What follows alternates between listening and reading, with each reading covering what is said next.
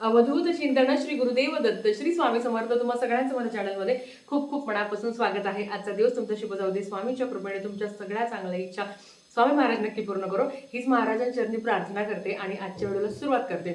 अनंत चतुर्दशी व्रत, अनंत चतुर्दशी महाव्रत आहे। अनंत ज्याला काही अंत नाहीये अशी अनंत चतुर्दशी म्हणजे ज्या दिवशी आपण गणपती बाप्पांचं विसर्जन करत असतो आणि त्या दिवशी पौर्णिमा पण असते। तर तुम्हाला आज मी सांगणार आहे की अनंत चतुर्दशी ह्या व्रताच्या दिवशी काय करायचं असतं, भगवान विष्णू आणि माता लक्ष्मीची कशी सेवा करायची असते ते तुम्हाला मी सांगणार आहे। तर चला व्हिडिओला सुरुवात करूया।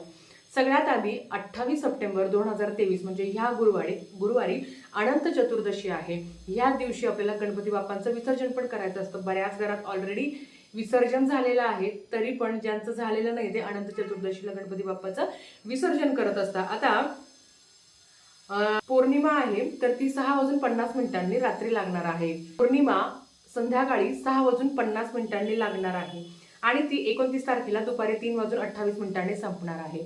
म्हणजेच सत्यनारायण कधी करायचं, तर अनंत चतुर्दशीलाच सत्यनारायण करायचं असतं। 6:50 नंतर तुम्हाला मांडणी करायची आहे आणि नंतर सत्यनारायण करायचं आहे। अनंत चतुर्दशीला फक्त मांडणी आणि सत्यनारायण करायचं नसतं। ह्या दिवशी अतिशय प्रभावी आणि फक्त वर्षातून एकदाच येणाऱ्या अनंत चतुर्दशीला ही सेवा चुकवू नका। अनंत जन्माचं पातक आपलं नाहीचं व्हावं, अनंत चांगलं कर्म, अनंत वैभव, अनंत ऐश्वर्य, अनंत सुख शांती समाधान आपल्याला मिळावं म्हणून ह्या दिवशी आपल्याला सेवा करायची असते। असं म्हटलं जातं की अनंत चतुर्दशीच्या दिवशी भगवान विष्णू आणि माता लक्ष्मी पृथ्वी तलावावर येत असता म्हणून आपल्याला त्यांची जास्तीत जास्त सेवा करायची असते। हा दिवस चुकवू नका। मासिक धर्म, विटाळ, सुतक ताई आम्हाला नाही जमलं तर नाही करता येणार, पण ज्यांचं सगळं चांगलं आहे त्यांनी आवर्जून सेवा करा। तुम्ही माहेरी आहे, सासरी आहे, कुठे पण आहे तुम्ही सेवा करू शकता, कुठलाही बंधन नाहीये। आता सेवा काय करायची ते तुम्हाला सांगते।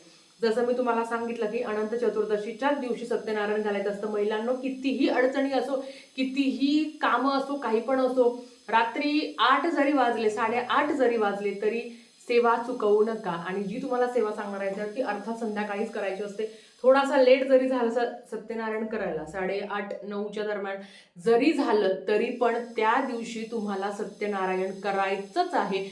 असा पणच करा की मला ह्या दिवशी सत्यनारायण करायचं आहे। आता ह्या दिवशी सत्यनारायण केल्यानंतर अनंत चतुर्दशीची एक प्रभावी सेवा आणि अतिशय उच्च कोटीची सेवा तुम्हाला मी सांगणार आहे। आता ही जी सेवा आहे ही जेव्हा तुम्ही सत्यनारायण करता ना, सत्यनारायण आपलं करून झालं, संपूर्ण जे अध्याय आहे ते वाचून झालं, आरती करून झाली, त्याच्यानंतर ही सेवा करायची आहे। आधी करू का, दुपारी करू का, नाही, सत्यनारायण घातल्यावरच ती सेवा करायची असते। ताई आम्हाला मासिक धर्म होता 29ला करू का, नाही, अनंत चतुर्दशीच्याच दिवशी ही सेवा करायची आहे।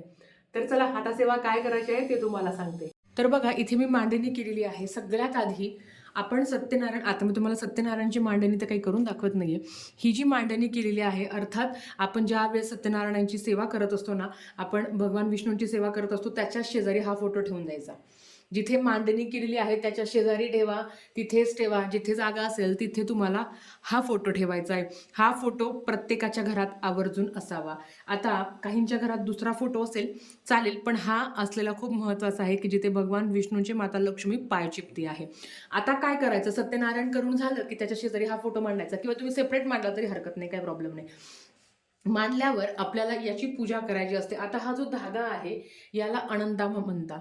ह्या धाग्याला अतिशय महत्त्व आहे। आता बघा, अनंत म्हणजे काय, ज्याचा अंत नाहीये। आपल्यात अनंत प्रकारचे अवगुण आहे, पण त्याचा नाश व्हावा, तो नाश होऊन आपल्याला सुख समृद्धी आयु आरोग्य प्राप्त व्हावं म्हणून हा जो अनंत आहे हा आपल्या हातात बांधायचा असतो। आता हा कसा बांधायचा ते तुम्हाला सांगते। त्याच्या आधी मला सांगायचं आहे की बघा, स्वतःच्या कर्माचा गर्व झालेल्या कौंडिक ऋषीप्रमाणे आम्हाला पण दारिद्र्य, मनस्ताप, अपमान, निंदा, लाचारी येऊ नये। आमच्यातही सदैव तुझ्या उपकाराची जाणीव व्हावी, तुझ्याच अस्तित्वाचे स्मरण आणि कृतज्ञता असू दे। आम्हाला पण तुझी प्राप्ती होऊ दे। अनंत विश्वाला समावून घेणाऱ्या प्रत्येक कणाकणाचा स्वामी तूच आहे। त्याच्याच हातात माझी दोरी आहे हे भान असणे आणि त्याच्यानुसारच आपण आपली कृती, अंकुश आणि आचरण केले पाहिजे। त्या परमश्रेष्ठ प्रजापालन भगवान विष्णू भगवान विष्णूंचे आणि त्यांचेच अवतार असलेले परब्रह्म श्री स्वामी समर्थ महाराजांचे सतत नामस्मरण, चिंतन, मनन आपल्याकडनं होऊ दे असा सांगणारा हा एक उत्सव असतो. आता तुम्हाला माहिती आहे भगवान विष्णूंची अनंत नावे आहे, बरोबर. ते आपण अनंत नावे तर घेऊ शकत नाही. मग ह्या दिवशी काय करायचं, तर ह्या दिवशी भगवान विष्णूंना विष्णुप्रिया म्हणून ओळखली जाणारी तुळस आपल्याला ह्या दिवशी बघा. आता तुळस आदल्या दिवशी तोडून आणा किंवा आजकाल विकतही तुळस मिळते. तर तुळस आपल्याला आणायची आहे आणि त्या तुळशीवर आपण एक तर बघा आता काय करायचं आहे आपल्याला भगवान विष्णूंची 1000 नावं घेऊन आपल्याला तुळशीपत्र अर्पण करायचे आहे. आता विष्णू सहस्त्रनाम सगळ्यांकडे असेल. तर बघा हे आहे विष्णू सहस्त्रनाम. याच्यात विष्णू सहस्त्रनाम पण आहे आणि विष्णू सहस्त्रनामावली पण आहे. बघा भगवान विष्णूंचे 1000 नावं आहे. ह्या दिवशी सगळ्या महिलांनी कृपया करून विष्णू सहस्त्रनामाचं पठण आणि बघा विष्णू सहस्त्रनामाचं पण पठण, पण त्याच्या पण आधी विष्णू सहस्त्रनामावली पठण करायचं आणि भगवान विष्णूंना 1000 तुळशीपत्र अर्पण करायचे आहे. बघा ओम ओम वैष्णस्मै नमः, ओम विष्णवे नमः, ओम वषाटकराय नमः, ओम भूतभव्य भवत्प्रभवे, ओम भूतभव्य भवत्प्रभवे नमः, ओम भूतकृते नमः, ओम भवाय नमः, ओम भूतात्मने नमः. ह्या पद्धतीने भगवान विष्णूंना 1000 तुळशीपत्र अर्पण करून आपल्याला भगवान विष्णूंची 1000 नावं घ्यायची आहेत. आणि त्याच्याबरोबर भगवान विष्णूंना एक फूल एक फळ तुम्हाला अर्पण करायचं आहे. जे घरात असेल ते अर्पण करा. आपल्याला माहिती आहे की भगवान विष्णूंना तुम्हाला घरात जे असेल ते तुम्ही अर्पण करू शकता. आता हे सगळं झाल्यानंतर हा जो कलावा आहे ज्याला आपण अनंता म्हणतो, या दिवशी ह्या अनंताला अनन्यसाधारण महत्त्व आहे.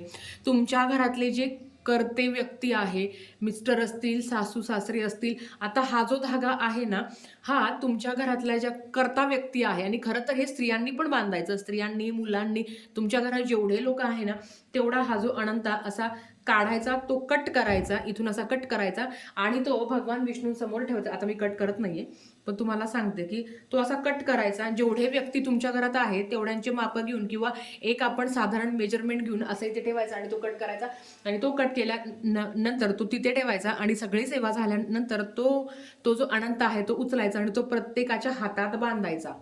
आता हा हातात कुठे बांधायचा, तर तो तुम्हाला उजव्या हातात बांधायचा आहे. तुम्हाला तो उजव्या हातात बांधायचा आहे. बघा या दिवशी अनंत रूपात अनंत नामाने प्रसिद्ध असलेले श्री भगवान विष्णूंचे 1001 तुळशीपत्र वाहून आपल्याला त्यांचे पूजन करायचे आहे. तुळशीप्रमाणे पावित्र भक्ती त्याग आमच्यातही निर्माण होऊ दे, आम्हीही तुला प्रिय असू दे, अशीच प्रार्थना आपल्याला भगवान विष्णूंना करायची आहे. तुझ्या चरणात, तुझ्या हृदयात आम्हाला तुळशीप्रमाणे स्थान द्यावे किंवा ते प्राप्त व्हावे, हेच व्रत आपल्याला सांगत असते. आणि ह्या दिवशी हीच प्रार्थना आपल्याला भगवान विष्णूंना करायची आहे. गतवैभव, गतमान, मनशांती मिळून देणारे सर्वात श्रेष्ठ हे भगवान विष्णूंचे व्रत मानले गेले आहे. एवढं अनन्यसाधारण यांचं महत्त्व आहे. तर तुम्ही आता बघितलं की ह्या पद्धतीने आपल्याला भगवान विष्णूंची सेवा करायची आहे. आता सगळ्यात महत्त्वाचं, ताई आम्ही विष्णू सहस्रनामाचं पठण करू शकतो का? हो. ताई आम्ही व्यंकटेश स्तोत्रमचं मंडळ करू शकतो का? हो, तुम्ही करू शकता. व्यंकटेश स्तोत्रम, विष्णू सहस्रनाम आणि विष्णू सहस्रनामावली ह्या सेवा तुम्हाला करायच्या आहे. नाही काही जमलं तर कमीत कमी विष्णू सहस्रनामावली भगवान विष्णूंचे 1000 नावाचं पठण करा. हा योग पुन्हा नाही, हा दिवस परत नाही. मग डायरेक्ट आपल्याला अजून 2024चीच वाट बघावं लागेल, 1 वर्षाची वाट बघावं लागेल. मासिक धर्म आहे, सुतक आहे, विटाळ आहे, तर त्यांनी फक्त श्रवण करावं. पण ज्यांचं सगळं चांगलं आहे त्यांनी ह्या सेवेचं भाग्य आपल्या बँक बॅलन्समध्ये वाढवा. जास्तीत जास्त सेवा करा. व्हिडिओ नाही शेअर केला तरी चालेल, पण ह्या सेवेचं महत्त्व लोकांपर्यंत आपल्याला पाठवायचं आहे. आणि हे जे तुळशीपत्र आहे, जे फुलं आहे, ते नंतर तुम्ही निर्माल्यात टाकू शकता, काही प्रॉब्लेम नाही. ह्या सेवा तुम्हाला करायच्या आहे. खूप अनंत कर्म आपल्याला आणि बघा काहीच न मागता फक्त माझं चांगलं कर किंवा तुळशीप्रमाणे माझंही चांगलं कर, मीही तुझ्या जवळ जाऊ दे, भगवंताच्या जवळ जाणं हे खूप मोठं भाग्याचं आहे. पैसा, संपत्ती, शारीरिक, मानसिक सगळ्या सुखांपेक्षा देवाच्या जवळ जाणं हे खूप मोठं सुख आहे आणि ते प्रत्येकाच्या प्रत्येकाला ते मिळू दे, प्रत्येक स्वामी भक्ताला ते मिळू दे, हीच मी महाराजांचरणी प्रार्थना करते. आणि आजचा व्हिडिओ इथेच थांबवते. आवडला असेल तर लाईक करा, शेअर करा, सबस्क्राईब करा. भेटूया परत अशाच एका नवीन व्हिडिओसोबत. श्री स्वामी समर्थ.